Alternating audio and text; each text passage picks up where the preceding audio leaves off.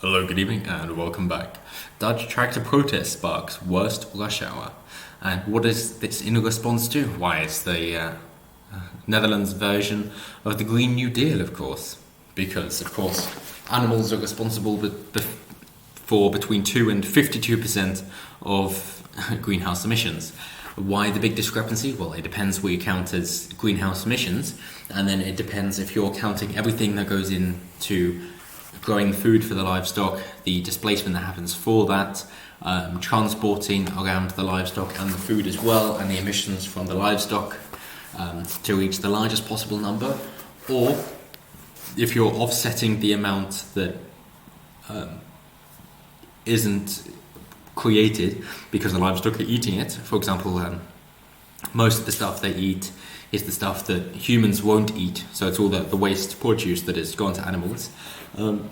And if you bring the number down by doing things like that and not take into consideration the transport needed to move the meat around, then you can get it down to minimal single digits.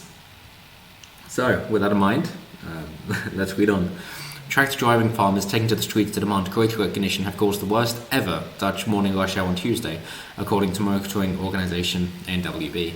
And in case you're wondering of the support, according to a recent poll, 89% of the Dutch population support what the farmers are doing here.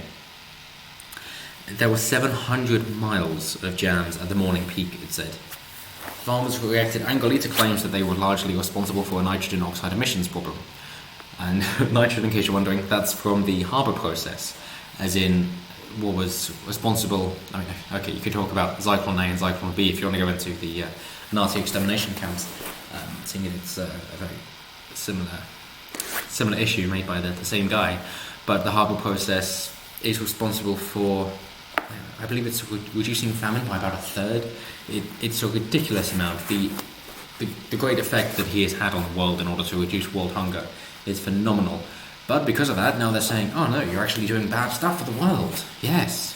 And you might be wondering, well, why do we need to make this much food? So, well, if you look at which countries are exploding in population and then also not really caring about your Green New Deal because they're still developing, and you look at the countries that are developing and care about it, you'll see that it's mainly the middle classes and above who actually have enough money to care about the environment, and people poorer than that don't. And then what about, but in 12 years' time people are going to be dead because of climate change?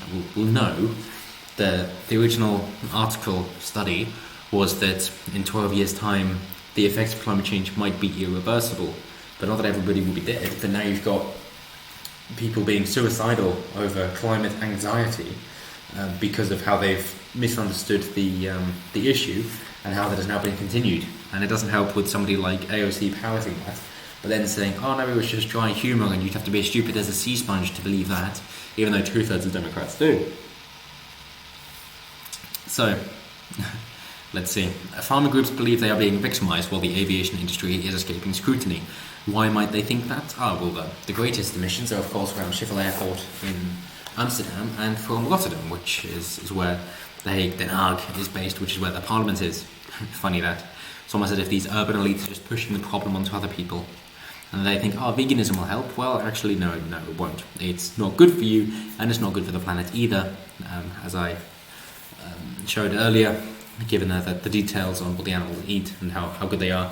For example, if you just try and grow crops, you'll eventually overfarm the area, and you'll have to put animals back in there in order to make the soil fertile again. But hey, let's ignore those inconvenient truths, why don't we?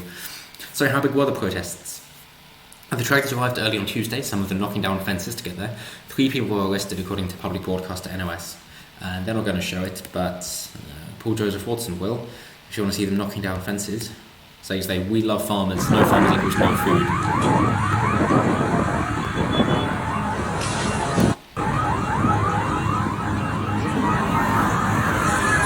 They're knocking down the fences that the government put up because they're protesting.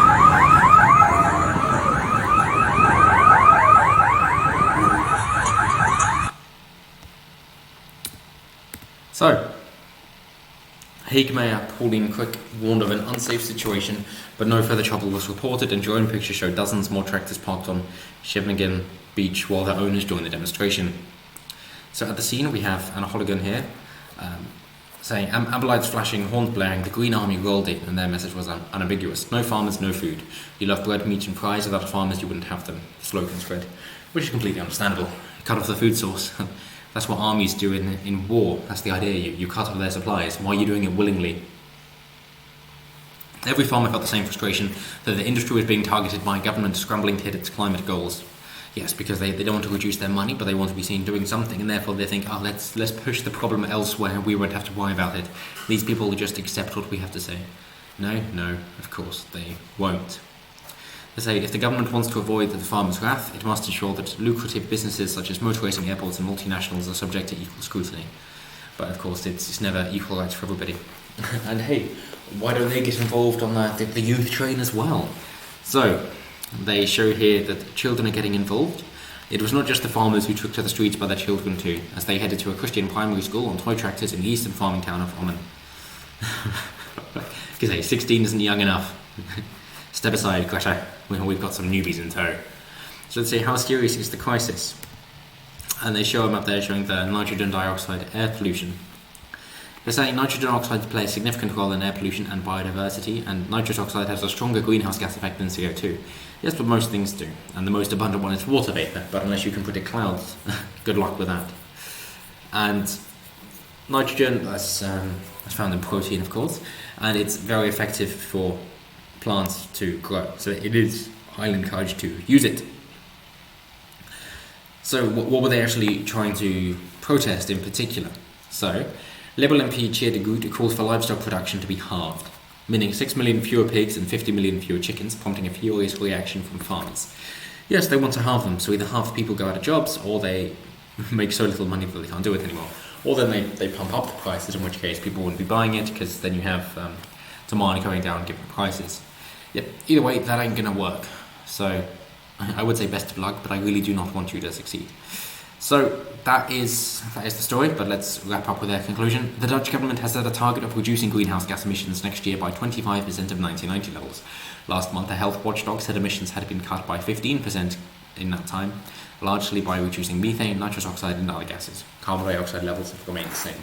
Well, it seems they play such a minimal amount, then it's hardly surprising. And you could look back hundreds of thousands of years, if not more, and see that although there appears to be a correlation between carbon dioxide levels and global temperatures, the sequence in which they come, it isn't always as you'd expect. Sometimes the rise in carbon dioxide comes before the temperature, and sometimes the rise in temperature comes before the rise in carbon dioxide.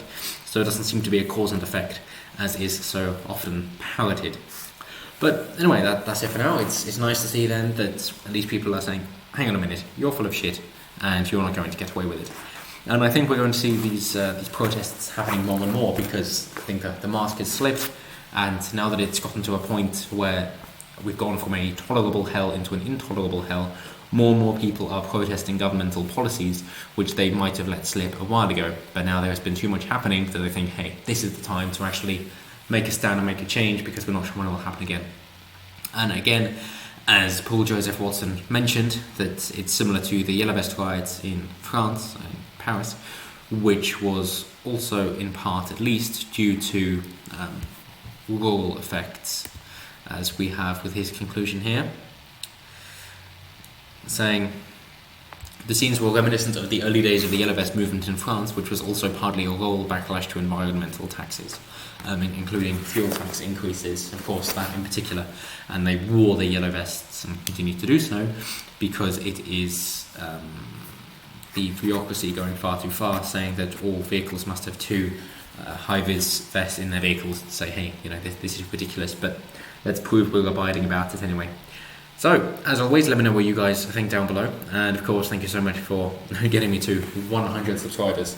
Hopefully this can continue and do much better in the near future and from here on in. So thank you again, and I will see you next time. Have a good one.